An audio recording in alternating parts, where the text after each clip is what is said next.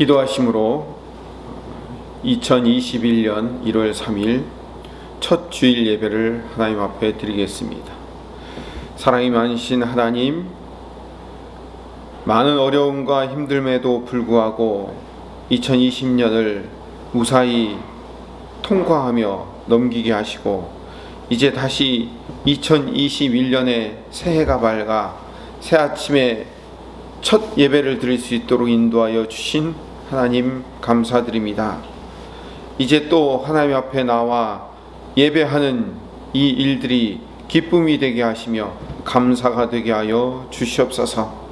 2021년 올해는 우리가 모두가 비대면이 아닌 서로 얼굴에 얼굴을 보고 대면하여 기쁨으로 찬양하며 예배드릴 수 있는 그 시간들이 속히 앞당겨질 수 있도록 주님 인도하시며 역사하여 주시옵소서. 한 주간 받은 모든 상처와 힘든 일들을 다 주님 앞에 내려놓습니다. 수고하고 무거운 짐진 자들아, 다 내게로 오라. 내가 너희를 쉬게 하리라고 하신 말씀에 의지합니다. 나의 모든 죄를 주님의 십자가 앞에 못 박습니다. 오늘 이 예배를 통하여서 마음과 육체의 상처가 낫게 하시며 나의 모든 죄와 악을 회개하오니 용서하여 주시옵소서. 이제 예수님의 보혈의 공로만을 의지하여 은혜의 보좌 앞에 담대히 나아가오니 주님의 의로심을 덧입혀 주셔서 거룩한 성도로 하나님의 백성으로 예배하게 하여 주시옵소서. 예수님 이름으로 기도드립니다. 아멘. 다같이 사도신경으로 우리의 신앙을 고백하겠습니다. 나는 전능하신 아버지 하나님, 천지의 창조주를 믿습니다. 나는 그의 유일하신 아들 우리 주 예수 그리스도를 믿습니다. 그는 성령으로 잉태되어 동정녀 마리아에게서 나시고 본디오 빌라도에게 고난을 받아 십자가에 못 박혀 죽으시고 장사된 지 사흘 만에 죽은 자 가운데서 다시 살아나셨으며 하늘에 오르시어 전능하신 아버지 하나님 우편에 앉아 계시다가 거기로부터 살아있는 자와 죽은 자를 심판하러 오십니다. 나는 성령을 믿으며 거룩한 공교회와 성도의 교제와 죄를 용서받는 것과 몸의 부활과 영생을 믿습니다. 아멘. 찬송가 550장 찬송 드리겠습니다. 시온의 영광이 빛나는 아침 550장입니다.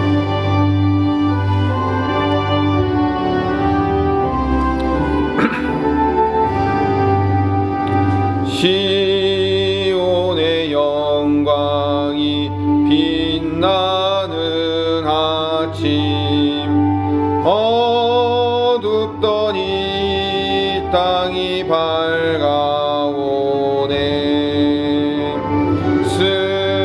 슬픔과 애통이 기쁨이 되니 시온의 영광이 비춰오네. 시온의 영광이 빛나는 아침, 매였던 종들이 돌아오네. 오래전 선지자 꿈꾸던 복을 만민이 다 같이 누리겠네. 보아라, 광야에 밭초가 피고 말랐던 시냇물 흘러오네. 이 산과 저 산이 마주쳐 울려 주의 순종을 찬송하네. 땅들아 바다야 많은 섬들아 찬양을 주님께 드리어라. 싸움과 죄악이 가득한 땅에 찬송이 하늘에 사무치네.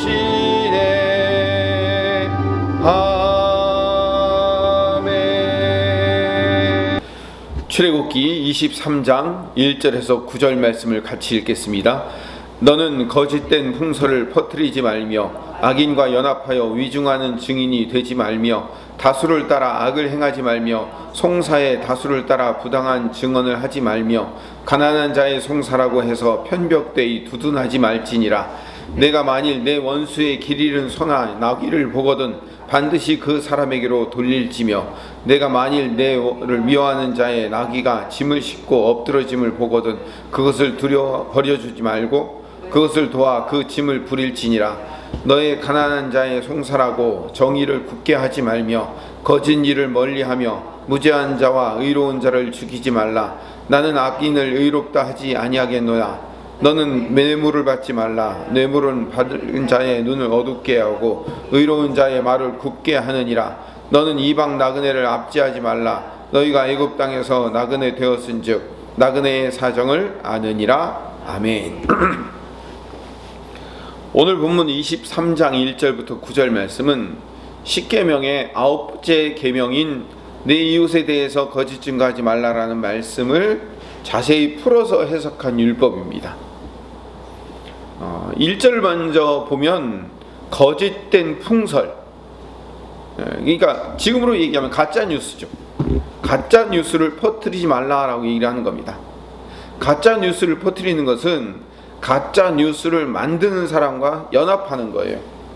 그것은 위증하는 증인이 되는 거죠. 있지도 않은 사실을 갖다가 그대로 그걸 만들어서 퍼뜨리려고 하는 사람이나 그것을 옳다구나 하고 그걸 퍼뜨리는 사람이나 똑같은 사람이에요.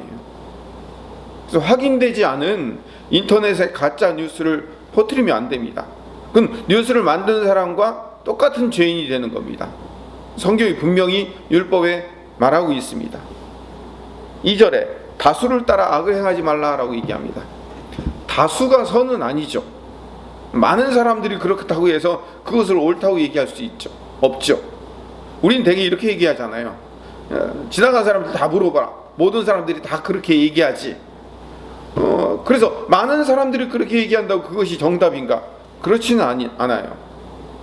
우리는 많은 사람들이 그렇게 얘기하면 결국 거기에 따라갈 수밖에 없죠. 근데 그것도 악을 행하는 거예요. 그것이 옳지 않다면, 물론 정상적인 일이라면 많은 사람 다수의 일을 따라야 되겠죠. 그래서 뭔가를 재판하거나 판단할 상황일 때는 다수를 따라서 부당한 증언을 하지 말라는 거예요. 근데 우리 이론과 실제가 다르죠. 모두가 네라고 할 때 아니요라고 할 수 있는 용기가 있는 사람이 드물어요. 정의에 따라가는 거예요. 다수를 따라가지 말고 정의를 따라가야 되는 거죠. 3절에 보면 정의와 공평의 의미가 더욱 잘 등장합니다. 가난한 자의 송사라고 편벽되이 두둔하지 말지니라 라고 되어 있습니다. 편벽되이 두둔하지 말라라고 번역된 이 말은요, 사실은 히브리어로는 한 단어예요. 하다르라는 그 호의를 베풀다라는 한 단어인데, 한마디로 얘기하면 가난한 자의 송사라고 거기다 호의를 베풀지 말라는 거예요. 여러분, 정의로운 심판은 저 사람 가난하니까 내가 봐줘야지, 그건 정의가 아니죠. 정의는 옳고 그른 것을 분명히 가릴 수 있어야 돼요. 옳고 그름을 가른 다음에 그 사람이 벌금을 내지 못하거나 그 일을 할 수 없을 때 그것을 용서해 주는 일은 가능할 수 있지만, 정의는 분명히 구분되어야 해요. 불쌍히 여긴다고 가난한 사람 무조건 편드는 게 정의가 아닌 거예요. 율법에서 사실은 인간의 모든 정의에 관련된 이야기를 지금 다 하고 있는 겁니다. 물론 이 반대도 안 됩니다. 6절에 보면 가난하고 힘없는 사람이라고 무시하거나 정당한 대우를 하지 않는 것, 그것도 정의가 아니고 정의를 굽게 하는 거예요. 이런 얘기예요. 3절과 6절의 이야기는 가난한 사람이라고 봐주지도 말고 가난하고 힘없는 사람이라고 억압하지도 말아야 된다. 늘 공평해야 된다. 공평한 것이 정의다라고 얘기하는 거예요. 그래서 하나님이 원하시는 정의는, 율법에 나오는 하나님이 원하시는 정의는 어떤 정의냐면 감정으로 일하는 것이 아니라 공평하게 똑같이 대접하고 취급하는 거예요. 그 공평함의 예가 뭐냐면 오늘 본문 4절 5절이에요. 4절 5절을 같이 한번 읽어볼까요? 하나님이 어떻게 공평함을 외치고 있는지요? 같이 읽어봅시다. 내가 만일 내 원수의 길 잃은 소나 나귀를 보거든 반드시 그 사람에게로 돌릴지며 내가 만일 너를 미워하는 자의 나귀가 짐을 싣고 엎드러짐을 보거든 그것을 버려두지 말고 그것을 도와 그 짐을 부릴지니라. 여러분, 감정적으로 생각하면 내 원수나 내가 미워하는 사람의 소가 나귀가 엎드러지거나 아니면 그걸 잃어버렸다고 생각하면 어떻게 될까요? 나는 아유 쌤통이다 이렇게 생각하겠죠. 그런데 율법의 정의에 따르면 미워하는 자가 곤란한 일을 당하고 미워하는 자의 가축이 곤란한 일을 당하게 되면 네가 가서 도우라는 거예요. 내 이웃을 돕는 것은 너를 알고 너를 잘 알고 너를 좋아해 주는 사람의 것만 도와주는 것이 아니라 너를 미워해 주고 너의 원수까지도 도와주는 것, 그게 뭐라고요? 그게 공평인 거예요. 그 공평을 뭐라고 얘기한다고요? 하나님의 정의라고 얘기하는 거죠. 8절에는 당연히 뇌물을 받지 말아야 돼요. 여러분, 뇌물 받으면 어떻게 돼요? 정의가 굽게 되죠. 뇌물을 받으면 당연히 마음이 기울게 돼요. 공평할 수 없어요. 뇌물 받은 사람의 것을 훨씬 더 잘 들을 수밖에 없는 거예요. 그러니까 공평하지 못하게 되는 거죠. 정의라는 것은 뭐냐면 공평함을 잃어버릴 때 그것을 정의라고 얘기하는 거죠. 오늘 이 출애굽기 23장 1절부터 9절까지의 말씀을 나중에 레위기 19장 11절에서 18절 말씀에 그대로 다시 반복해요. 어떻게 반복하나 한번 읽어볼까요? 레위기 19장 11절부터 18절 말씀을 우리 천천히 같이 한번 읽어보겠습니다.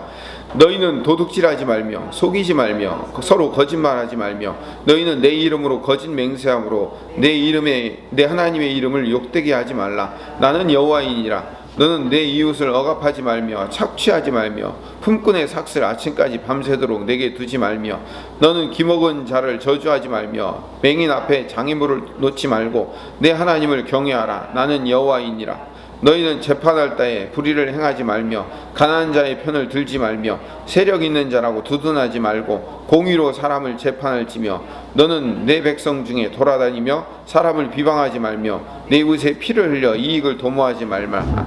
나는 여호와이니라. 너는 내 형제를 마음으로 미워하지 말며 내 이웃을 반드시 견책하라. 그러면 내가 그에 대하여 죄를 담당하지 아니하니라. 원수를 갚지 말며 동포를 원망하지 말며 내 이웃 사랑하기를 내 자신과 같이 사랑하라. 나는 여호와니라. 아멘. 이 레위기 19장 11절부터 18절까지의 말씀이 출애굽기 23장 1절부터 9절까지의 말씀과 같은 말씀인 거예요. 반복하고 있는 거예요. 근데 그 반복의 결론이 어떻게 돼요? 레위기 마지막 11장 18절의 결론에 원수를 갚지 말고 동포를 원망하지 말고 내 이웃 사랑하기를 내 자신과 같이 사랑하는 것이 하나님의 정의를 실현하는 율법의 정신이다 라고 얘기하는 거예요. 제가 작년에도 수없이 계속 반복해서 말했죠. 율법의 근본 정신은, 구약의 율법은 이웃을 사랑하는 것이 율법의 정신이고 하나님의 정의다 라고 결론을 맺는 거예요. 그러니까 하나님의 정의 입장에서 하나님의 공평하심과 정의를 실현하려면 어떻게 해야 되느냐? 공평해야 돼요. 정의로워야 되는 거죠. 그것이 율법의 정신인 거예요. 그러기 위해서는 어떻게 해야 된다고요? 이웃을 사랑하는 것이 하나님의 공평하심과 정의를 이루는 길이다라고 말하고 있는 거예요. 여러분, 신약에서도요, 구약의 이 율법의 정신을 그대로 반복하고 있어요. 신약이 구약을 과장하지 않아요. 절대로 과장하지 않고 그대로 반복하고 있어요. 사도 요한이 쓴 요한 1서 2장 7절에 보면 이런 말씀이 있습니다. 사랑하는 자들아, 내가 새 계명을 너희에게 쓰는 것이 아니라 너희가 처음부터 가진 옛 계명이니 이 옛 계명은 너희가 들은 바 말씀이거니와. 너희가 처음부터 들었던 옛 계명이라는 거예요. 서로 사랑하라는 이 계명은 새 계명이 아니고 옛날부터 갖고 있었던 계명이다. 옛날 어디예요? 구약의 옛날 율법의 계명이 원래부터 이웃을 사랑하는 계명이 원래 있었다는 거예요. 그래서 예수님도 구약의 율법을 그대로 산상수훈해서 반복하신 거예요. 마태복음 5장 43절을 봅시다. 또 내 이웃을 사랑하고 내 원수를 미워하라 하였다는 것을 너희가 들었으나. 내 이웃을 사랑하라는 말은 레위기에도 나와 있고 출애굽의 율법의 정신이기도 하고, 그런데 내 원수를 미워하라는 말은 성경에 없던데요. 그건 어디에 나와 있는 얘기입니까? 유대인들이 율법을 해석하면서 이 율법의 말씀을 좀 더 해석하기 위해서 그것이 게마라가 되고, 그것이 미드라시가 되고, 그 미드라시가 토라가 되는 거예요. 그 말씀을 거치면서 이웃은 사랑하되 원수들은 미워하라고 그 해석을 점점 바꾼 거예요. 이게 소위 말하는 장로의 전통인 거죠. 너를 괴롭히는 내 원수 민족들은 미워하고 네 민족은 서로 사랑해라 라고, 그렇게 말씀을 장로의 전통으로 살짝 바꿔 틀어놓은 거예요. 근데 예수님은 마태복음 5장 44절에 나는 너희에게 이르노니 너희 원수를 사랑하며 너희를 핍박하는 자를 위하여 기도하라 라고 얘기합니다. 45절부터 47절까지 계속 읽어봅시다. 같이 읽읍시다. 이같이 한즉 하늘에 계신 너희 아버지의 아들이 되리니 이는 하나님이 그 해를 악인과 선인에게 비추시며 비를 의로운 자와 불의한 자에게 내려주심이라. 너희가 너희를 사랑하는 자를 사랑하면 무슨 상이 있으리요? 세리도 이같이 아니하느냐? 또 너희가 너희 형제에게만 무난하면 남보다 더하는 것이 무엇이냐? 이방인들도 이같이 아니하느냐? 구약의 율법과 신약의 예수님의 말씀은 전부 다 하나로 반복되고 있어요. 이웃 사랑으로 하나님의 정의를 완성해야 된다라고 똑같이 말씀하고 있는 거예요. 우리가 귀 기울이지 않았을 뿐이지 성경은 늘 똑같이 구약이나 신약이나 동등하게 하나님의 정의를 이 땅에 실현하려면 어떻게 해야 된다고요? 하나님의 정의를 실현하려면 이 땅에 악의 무리를 물리치고 그 악한 자들을 두드려 부숴서 깨버리고, 그리고 우리가 그 하나님의 정의를 이 땅에 실현해야 된다가 아니라 어떻게 해야 된다고요? 이웃을 사랑하고 원수를 사랑함으로 이 땅의 정의, 하나님의 나라의 정의가 실현되더라는 거죠. 잘 들으세요. 하나님 나라의 정의는 사랑함으로 실현되더라는 거죠. 예를 하나 더 들어봅시다. 잠언 25장 21절부터 22절의 말씀에 보면, 이건 제가 읽어볼게요. 내 원수가 배고파 하거든 음식을 먹이고 목말라 하거든 물을 마시게 하라. 그리하는 것은 핀 숯을 그의 머리에 놓는 것과 일반이요 여호와께서 내게 갚아주시리라. 숯을 머리 위에 올린다는 게 무슨 의미일까요? 두 가지 의미가 있어요. 하나는 하나님께서 숯을 머리에 올리면 얼마나 뜨거워요. 원수를 그렇게 갚으시겠다, 뜨거운 불로 갚으시겠다라는 의미가 있고, 또 하나는 그 사람의 얼굴을 부끄럽게 만들으라는 거예요. 얼굴이 화끈화끈 달아오르게 만들어라라는 그 의미가 동시에 두 개가 포함되어 있어요. 그래서 원수가 배고파면 음식을 먹이고 목말라하면 물을 마셔서 그 얼굴이 화끈화끈 달아오게 만들어라. 그럼 나중에 하나님께서 그 원수를 하나님이 갚으실 것이다. 이게 잠언의 이야기예요. 근데 이 잠언의 이야기를 로마서 12장 17절에서 21절에 사도 바울이 그대로 반복하고 있어요.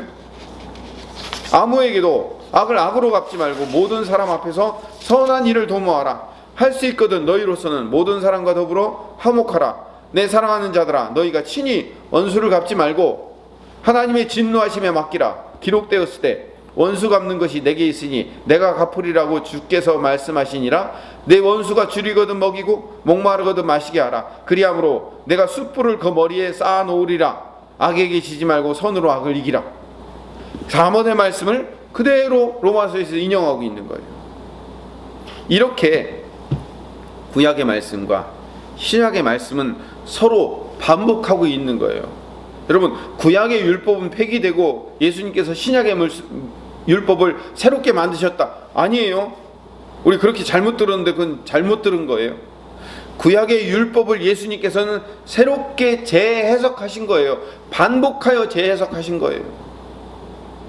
구약도 원래부터 이웃사랑을 외치고 있었어요. 원수사랑을 외치고 있었어요. 우리가 거기에 귀 기울이지 않았을 뿐이에요. 다시 한번 정의하여 말씀드립니다. 하나님의 정의를 이 땅에 실천할 수 있는 가장 중요한 유일한 방법은요, 사랑하는 것으로 실천할 수 있는 거예요. 여러분 정의롭다고 생각하십니까? 다른 사람보다는 훨씬 정의롭다고 생각하시죠? 새해 첫날부터 이런 얘기하기가 좀 껄끄럽지만요, 여러분, 진보적인 성향을 가진 사람은요 보수보다는 정의롭다고 생각해요. 우리가 훨씬 정의롭다고 생각해요. 반대로 보수적인 생각을 가지고 있는 사람은 저 진보보다는 훨씬 우리가 정의롭다 이렇게 생각해요.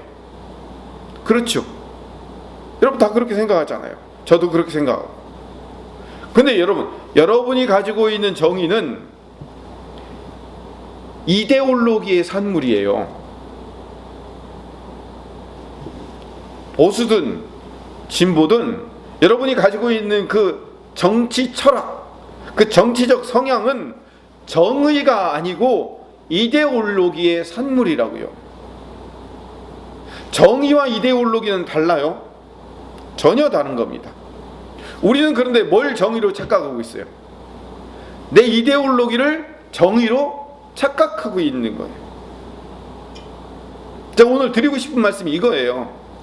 여러분이 가지고 있는 이데올로기가 결코 정의가 아니에요. 정의는 뭐만 정의예요? 하나님만 정의예요. 하나님이 말씀하신 것만 정의예요. 우리는 이데올로기의 싸움을 싸우느라고 자기 가지고 있는 이데올로기가 정의인 줄 알아요. 착각하고 있어요. 그래서 뭐라고 얘기하는지 아세요? 하나님이 정의로 판단하실 거라는 거예요. 그러니까 하나님이 내가 가진 이데올로기를 결국 승리하게 만들어 주실 것이다, 이러고 싸우고 있어요. 어디 가요? 한국교회가. 하버드대 마이클 샌들이라는 아주 유명한 교수님이 계십니다. 정의란 무엇인가라는 책, 원래는 강의예요. 근데 그 강의가 책으로 나왔어요. 우리나라에 100만 부가 넘게 팔리는 유명한 책이에요. 100만 부가 팔렸음에도 불구하고 100만 명이 읽지 않은 책이, 그게 정의란 무엇인가라는 책이에요. 인간의 정의에 관련된 현존하는 강의 중에 최고의 강의라고 볼 수 있습니다. 잠깐 이 책 얘기를 설명드릴게요. 이 책은요 아주 좀 어려워요. 쉽게 읽을 수 없는 어려운 책이에요. 근데 여러분, 제가 아주 쉽게 설명해 드리면 이 책은 세 부분으로 나눠요. 첫 번째 책은 벤담의 공리주의를 설명해요. 두 번째 가운데 3분의 1은 존 롤스의 자유주의에 대해서 설명해요. 자유주의로 말하는 정의론. 세 번째 마지막은 아리스토텔레스가 말하는 도덕적 정의를 예측. 이렇게 얘기하면 뭔 얘기인지 모르겠죠. 더 쉽게 설명해 드릴게요. 공리주의가 뭐냐면, 벤담의 공리주의가 뭐냐면 최대 다수의 최대 행복이에요. 그러니까 가장 많은 사람들이 행복을 얻는 것, 그걸 뭐라고 얘기한다고요? 정의라고 얘기하는 거예요. 그래서 그 유명한 그 트롤리의 딜레마라는 실험이 있어요. 이런 실험이죠. 기차가 가고 있어요. 근데 기차가 두 개의 길로 나뉘는데 내가 그 가운데 서 있는 거예요. 근데 한쪽은 5명의 인부가 이쪽에서 일을 하고 있어요. 한쪽은 1명의 인부가 일을 하고 있는 거예요. 근데 이 기차가 들어온 줄 몰랐어요. 근데 내가 이 기차가 들어온 줄도 모르고 있고 이 1명도 모르고 5명도 모르고 있어요. 근데 내가 여기서 지금 이 기차의 길을 꺾을 수 있는 그 핸들 레버를 내가 가지고 있어요. 여러분이라면 어디로 꺾으시겠습니까? 이 기차를 멈출 수 없어요. 5명이 있는 자리를 꺾으시겠습니까? 1명 있는 길로 꺾으시겠습니까? 1명. 왜 그럴까요? 5명의 목숨보다는 차라리 1명을 희생하는 게 낫기 때문에. 이걸 뭐라고 얘기한다고요? 공리주의. 최대 다수의 최대 행복을 얘기하는 거예요. 이거는 이제 여기서 발전된 게 뭐냐면 국가주의예요. 보수적인 정의론이죠. 국가 발전을 위해서 소수 노동자를 희생시켜서 많은 국민이 잘 살아야 된다는 거예요. 이 새마을운동 논리도 국가주의, 공리주의예요. 근데 여러분, 공리주의는 한계가 있어요. 최대 다수의 최대 행복을 추구하다 보면은 누가 소외돼요? 소수가 소외되잖아요. 그렇죠? 소수가 희생되잖아요. 소수의 인권과 소수의 희생을 막을 수가 없다고요. 이게 한계가 되는 거죠. 그래서 이 마이클 샌들이 3분의 1에서 공리주의를 막 까요. 그 다음에 이제 가운데 3분의 1은 자유주의예요. 이 공리주의를 반대하며 나온 거예요. 왜냐면 모든 사람들은 각자 개인들끼리 합의만 있으면 자기 생각과 자기 뜻대로 행복을 추구할 권리가 있는 거예요. 이게 자유주의적 정의론이에요. 그러니까 내가 행복을 추구하면 그게 정의인 거예요. 이게 이제 진보적인 가치관을 가지고 있는 사람들이 많이 가지고 있는 정의관이죠. 소수의 의견을 존중해야 되니까 그 소수가 행복해야 돼. 소수도 행복하고 다수도 행복하고 다 행복하려면 각자 자기가 행복한 것을 선택할 수 있어야 돼요. 그게 자유주의예요. 내가 바이러스에 걸리든 말든 나는 마스크를 안 쓸 자유가 있는 거예요. 그래서 지금 유럽이나 저 프랑스나 이런 데서 마스크 안 쓰겠다고 막 외치는 사람들이 어떤 사람들이 있냐면요, 자유주의자들이기 때문에. 자유주의. 그게 행복이면 내 스스로 자유롭게 죽을 권리도 있어야 된다고 얘기하는 거예요. 안락사를 주장하는 거예요. 그리고 내가 행복할 수 있으면 낙태도 할 수 있는 권리가 있다고 생각하는 거예요. 그게 자유주의예요. 그러니까 다수의 행복을 위해서 소수의 자유를 방해하지 말라는 거예요. 이게 이제 진보가 갖는 정의관이죠. 근데 이것도 이제 마이클 샌들이 맹렬하게 비난을 해요. 마지막 3분의 1은 마이클 샌들 자기의 의견을 얘기해요. 아리스토텔레스의 얘기를 하지만 사실은 자기 얘기예요. 공동체주의를 설명해요. 공동체 구성원의 역할과 사회적 책임이 필요하다는 거예요. 그래야 이 땅에 정의가 구현된다는 거예요. 개인주의를 절제하고 국민들끼리 다수의 행복만을 위해서 사는 것이 아니라 소수의 행복도 보장해 주기 위해서는 상호 존중하고 미덕을 발휘하는 사회가 되어야 된다.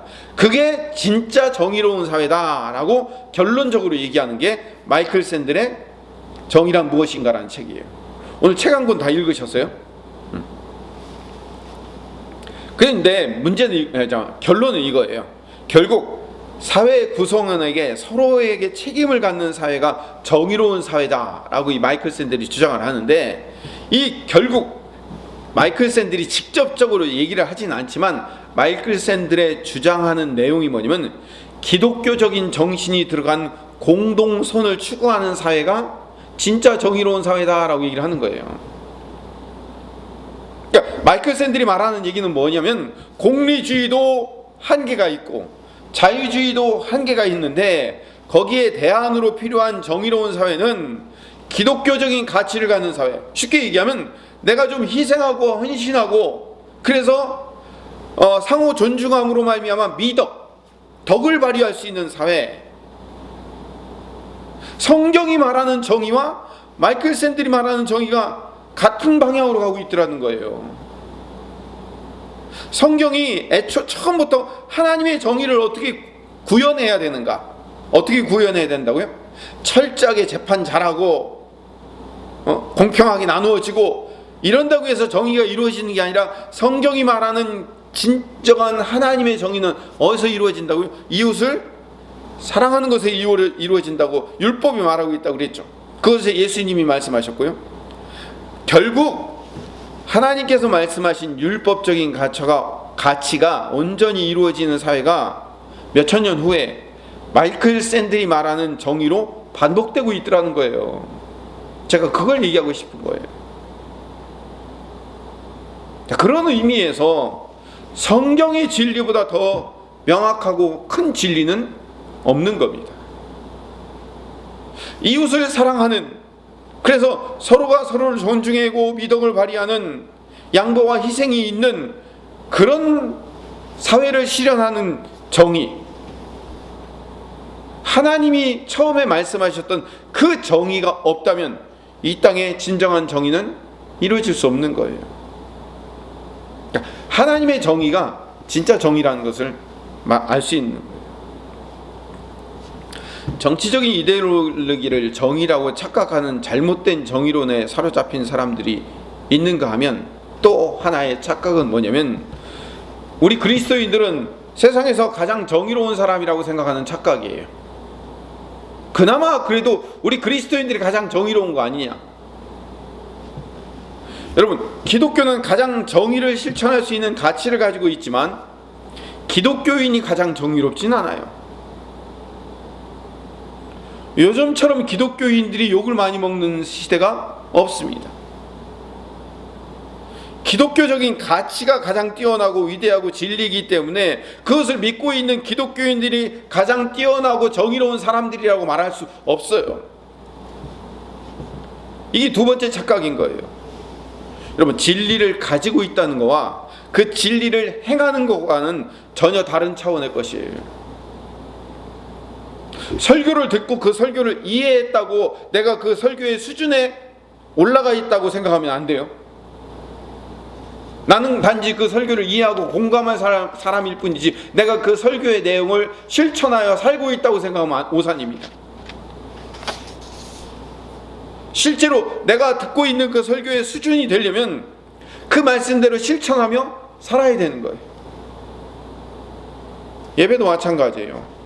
우리가 이제 이 온라인 예배를 드리게 되면서 우리는 설교를 듣고 그 내용을 이해했기 때문에 온라인 예배를 드렸다고 착각하는 사람들 많이 있어요. 여러분, 예배는 원래 하나님께 내 삶, 내 행동, 내 가치, 내 물질, 내 생각을 모두 번제로 바쳐 산 제사로 드리는 행위가 뭐예요? 그게 예배인 거예요.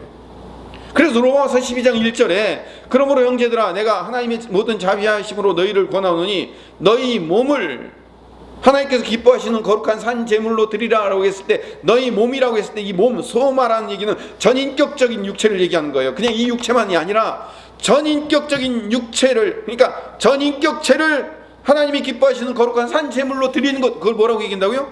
예배라고 얘기한다고요. 그러니까 예배는 어떻게 드려지는 거냐면 예배의 시작부터 축도 끝까지 전심으로 하나님께 내 마음을 드리는 행위, 그걸 뭐라고 얘기해요? 그걸 예배라고 하고, 그렇게 드리는 사람을 예배자라고 얘기하는 거예요.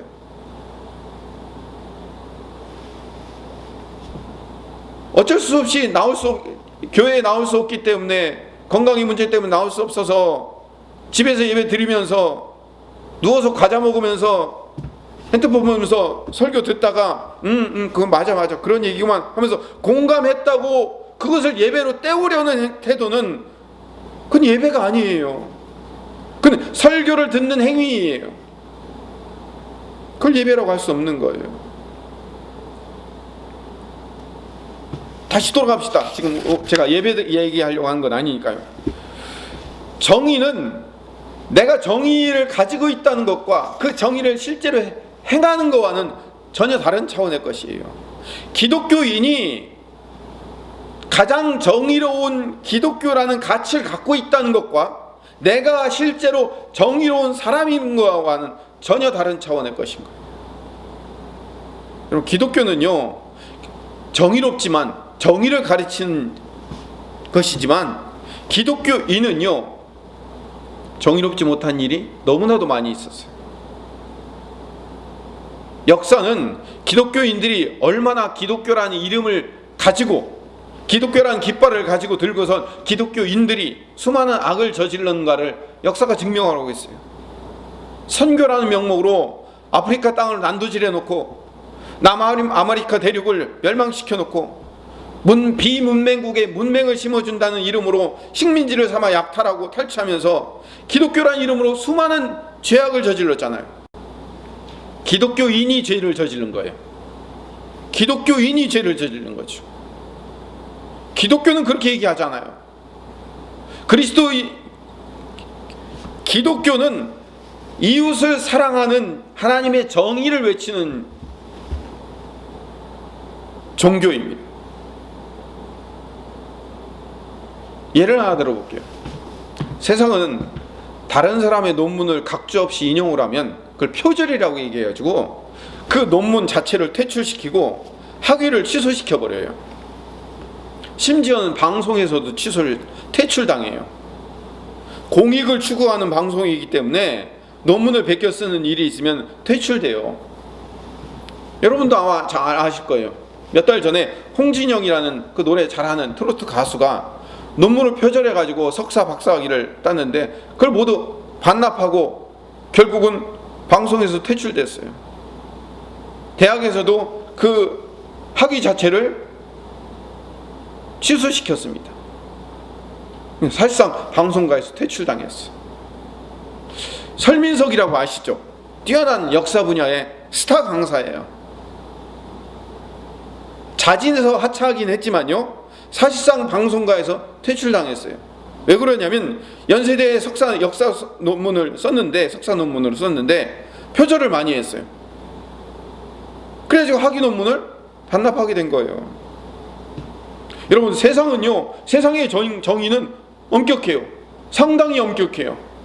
논문을 표절했다고 방송가에서까지 퇴출당한 거예요.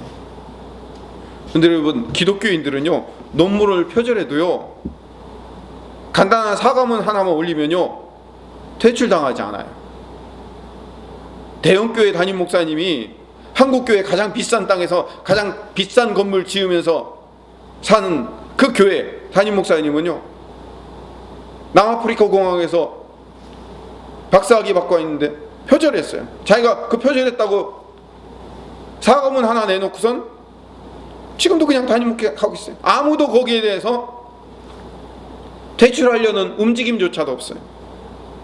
한 평신도가 자기 스스로 선교사라고 이름을 부여해놓고 남의 책을 50% 이상 베껴놓고 예수님께서 밤에 꿈에 나타나가지고 그 책을 쓰라고 그랬대요. 그래서 그 책 써놓고선 사과문 한 장 올려놓고선 신학교도 졸업 안 한 사람이 그래놓고 목회 잘하고 있어요. 우리는 이렇게 생각할 수 있을 거예요. 야, 노래만 잘 부르면 되지. 귀에 쏙쏙 들어오게 강의만 잘하면 되지. 그까지 가갖고 논문 복사 좀 했다고 그 사람 인생 방송에서 다 퇴출시키고 그러냐? 근데 세상은 그렇게 안 하더라고요. 세상은 그래도 그건 안 돼 라고 퇴출시키는 거예요. 근데 교회는 그 설교만 잘하면 되지, 말씀만 잘 전하면 되지, 그까지 논문 좀 복사했다고 책 좀 복사했다고 목회까지 적게 만들면 돼? 라고 얘기하면서 교회는 여전히 그냥 그대로 가게 만드는 거예요. 여러분, 교회가 훨씬 정의롭습니까? 세상이 훨씬 정의롭습니까? 이게 세상이 욕먹는 이유예요. 여러분, 기독교의 정신이 정의롭다고 기독교인이 정의로운 건 아니에요. 진리를 가지고 있는 것과 그 진리대로 사는 것은 전혀 다른 차원일 것입니다. 그러면 하나님은 왜 이 비진리가 난무하는 세상 속에 그리스도인들을 가장 정의롭고 가장 공평하고 가장 의로운 자들로 세우지 않으시고 오히려 세상과 똑같은, 때로는 세상보다 훨씬 더 못한 자들을 그리스도인으로 세워서 세상에 욕을 먹도록 비도덕적이며 덜 경건하며 정의롭지 못한 사람들을 왜 그리스도인으로 세웠을까요? 이상하잖아요. 여기서 하나님의 은혜가 등장하는 겁니다. 하나님의 하나님 되심을 드러내기 위해서 그런 거예요. 하나님의 위대하심이 여기에 있는 거예요. 아내를 2번이나 왕들에게 팔아먹는 비도덕적이며 양심도 하나 없는 그 아브라함을 믿음의 조상으로 세우신 하나님, 아브라함이 위대한 게 아니라 그런 비도덕적인 정의롭지 못한 사람을 믿음의 조상으로까지 세우신 하나님의 위대하심을 드러내기 위한 거예요. 남의 아내를 빼앗기 위해서 남편을 전쟁터에 몰아넣어 죽이는 그 파렴치한 다윗을 세워서 메시아의 조상으로 만드신 그 하나님의 위대하심을 강조하기 위해서 그런 거예요. 여러분, 성경은 우리의 위대함이 드러나는 게 아니라 누구의 위대하심, 누구의 정의가 드러나는 책이에요. 하나님의 정의가 드러나는 책이에요. 그래서 우리는 우리가 정의롭고 우리가 정의롭게 살아야 된다는 것을 외치는 것도 중요해요. 중요한 거예요. 그렇지만 주님만 자랑할 수밖에 없으며 주님을 자랑해야 하는 사명이 우리에게 있는 거예요. 나같이 정의롭지 못한 인간을 하나님의 자녀로 만드셔서 결국은 하나님의 정의로우심을 드러내게 만드시려는 하나님의 위대하신 능력, 하나님의 일하심이 얼마나 큰가를 설명하고 있는 거예요. 나를 통해서 내가 이렇게 정의롭지 못한 사람이었는데 하나님이 결국은 나를 이렇게 정의로운 사람으로 세워주실 것을 믿고 살아가는 거죠. 그렇게 일하시는 하나님을 우리는 찬양하는 거예요. 하나님이 정의로우신 거예요. 하나님이 공평하신 거예요. 우리 입에서 하나님만 공평하십니다를 고백하게 만들어내는 거예요. 여러분 송명희 시인이라고 아시죠? 전신마비예요. 전신마비예요. 지금은 좀 재활 훈련해가지고 조금 그나마 이렇게 손발 움직이고 다니지만요, 옛날에는 완전히 누워 살아갈 수밖에 없는 그런 완전한 장애인이에요. 근데 그 송명희 시인이 들어 누워 살 수, 그래서 몸만 틀을 수밖에 없는 그런 삶 속에서 그 송명희 시인이 뭘 고백했는지 아십니까? 공평하신 하나님을 고백했어요. 어떻게 하나님이 공평할 수 있어요? 근데 송명희 시인은 하나님은 공평하시대요. 우리 입술에서 전혀 공평하지 않은 상황 속에서 하나님은 공평하십니다를 고백하게 만드시는 그 위대한 하나님, 우리는 그 하나님을 찬양하기 위해 이 자리에 서 있는 겁니다. 2021년도 우리는요, 그 하나님을 노래하는 자예요. 그 하나님을 찬양하는 자예요. 정의로우신 하나님을 예배하며 공평하신 하나님을 고백하는, 그게 예배인 거예요. 우리 예배는요, 대개대로 이래요. 우리 이렇게 살합시다. 우리 이렇게 살아갑시다. 우리 예배 설교의 대부분 그거 얘기 많이 해요. 물론 중요해요. 저도 그렇게 설교하니까요. 하나님의 정의로우심을 닮아갑시다. 하나님의 공평하심을, 하나님을 닮아서 우리도 정의롭게 하나님처럼 삽시다. 우리도 공평하게 삽시다. 이 땅에 정의와 공평을 실현해냅시다. 우리 이것도 중요해요. 정말 중요해요. 그렇게 살아야 돼요. 그러나 그보다 더 중요한 게 있어요. 우리는 정의롭지 못하고 공평하지 못한, 전혀 그렇지 못한 우리를 불러세워 하나님의 그 정의와 하나님의 그 공평하심을 우리를 통해서 이루어내고 계시는 그 하나님의 놀라우심, 그 하나님의 크심, 그 하나님의 넘청나심, 우리 그 하나님을 찬양하는 거예요. 우리는 그 하나님을 예배하는 거예요. 2021년 그 멋지고 위대하시고 크시고 엄청나신 그 하나님을 찬양하며 예배하는 예배자 되시기를 간절히 소망합니다. 기도하겠습니다. 사랑이 많으신 하나님, 우리는 하나님의 율법을 따라 공평하게 살아가며 정의롭게 살아가야 됩니다. 그렇게 될 줄로 믿습니다. 그러나 그보다 더 중요한 것은 그렇게 만드실 하나님의 위대하심과 크심과 높으심을 찬양하는 예배자 되게 하여 주시옵소서. 예수님 이름으로 기도드립니다. 아멘. 550장 1절 다시 한번 찬송하시면서 준비하신 예물을 하나님 앞에 봉헌하도록. 오늘 예배 가운데 거하셔서 우리 예배를 받으신 하나님, 오늘 우리 예배를 받으시고 우리에게 창세로부터 준비하시고 약속하신 복과 은혜를 넘치도록 부어주시옵소서. 우리에게 주신 것 중에 구별하여 정성껏 예물을 준비하여 하나님 앞에 드리옵니다. 온라인으로 또한 봉헌하여 드리오니 받으시고 향기로운 제물로 흠양하여 주시어 하늘의 신령한 상급과 땅의 기름진 복으로 넘치게 채워 주시옵소서. 육체의 질병이 있는 자들에게 하나님께서 치료의 광선을 발하여 주시어 주님의 권능의 오른손으로 친히 안수하여 주시어 속히 깨끗이 치유하여 주시며 재발하지 않도록 막아주시고 지켜 주시옵소서. 우리 자녀들을 위해 기도합니다. 그들의 비전과 꿈과 소망을 주님께서 늘 주님의 방법대로 인도하여 주시옵소서.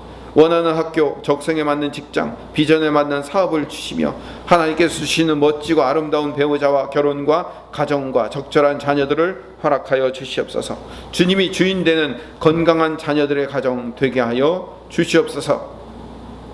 이제는 우리 구주 예수 그리스도의 풍성하신 은혜와 창조하시며 섭리하시는 하나님의 무한하신 사랑하심과 우리 안에 계셔서 우리의 삶을 인도하시는 성령님의 교통하심과 충만하심과 기름 부으심과 역사하심이 우리를 정의롭고 공평하게 만드시는 그 하나님의 일하심과 위대하심과 크심을 예배하는 우리 모든 김포수종교회 성도들 머리 위에 영원토록 함께 하시옵기를 간절히 축원하옵나이다. 아멘.